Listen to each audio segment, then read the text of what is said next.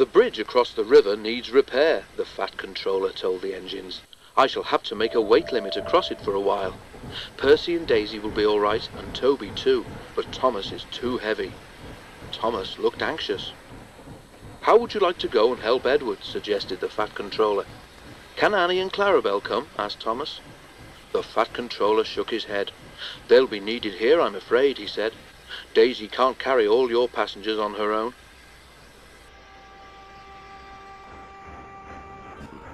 Percy promised to look after Annie and Clarabel, but they were sorry to see Thomas go. To cheer Thomas up, Edward took him to see Bill and Ben, the twin engines who lived at the China Clay Harbour.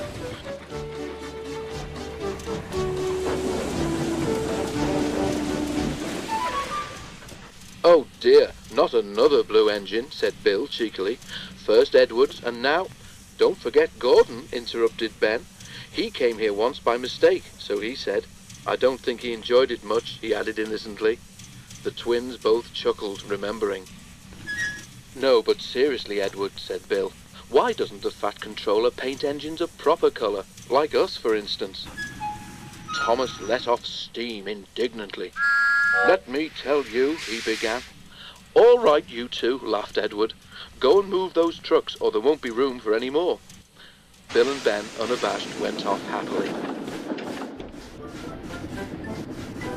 "You just don't have to take them too seriously," explained Edward. Thomas smiled ruefully. "I wish I knew how you deal with them," he said. Near the harbour, the line crossed a lane.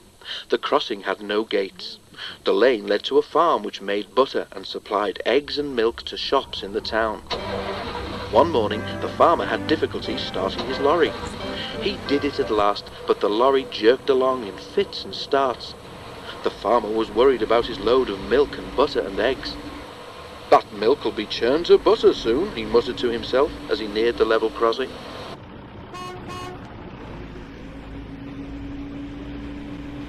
The lorry lurched across the rails. The back wheels were just clear when its engine made a noise like a tired sheep and stopped. The back of the lorry was still jutting out over the railway line. The farmer struggled to start it again, but it would not go. He had just got down to telephone for help when he heard a train approaching.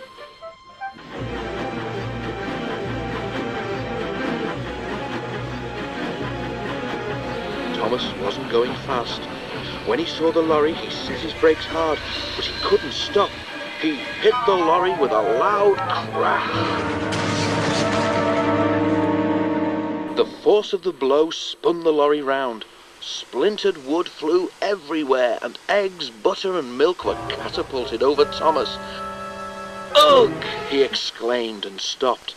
"Just look at my poor old lorry," said the farmer, emerging from behind the hedge where he'd been sheltering. "What a way to make an omelette!" The driver made sure that Thomas wasn't hurt, then stood back and surveyed the mess. He began to laugh. "It's not funny," said Thomas crossly. An egg yolk trickled down his nose and burst on his buffer.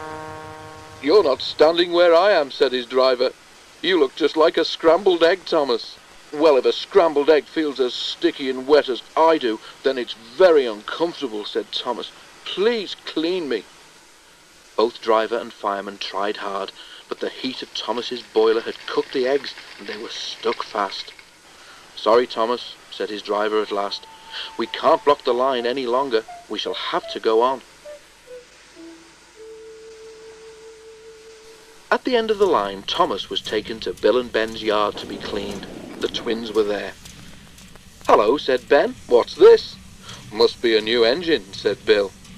Ben inspected the arrival carefully. "No, Bill," he said, "that's not a new engine. It's Thomas." "But it's our colour, Ben, and Thomas doesn't think our colour is proper for an engine." They heard a grinding noise. "Are your joints stiff, Bill?" asked Ben.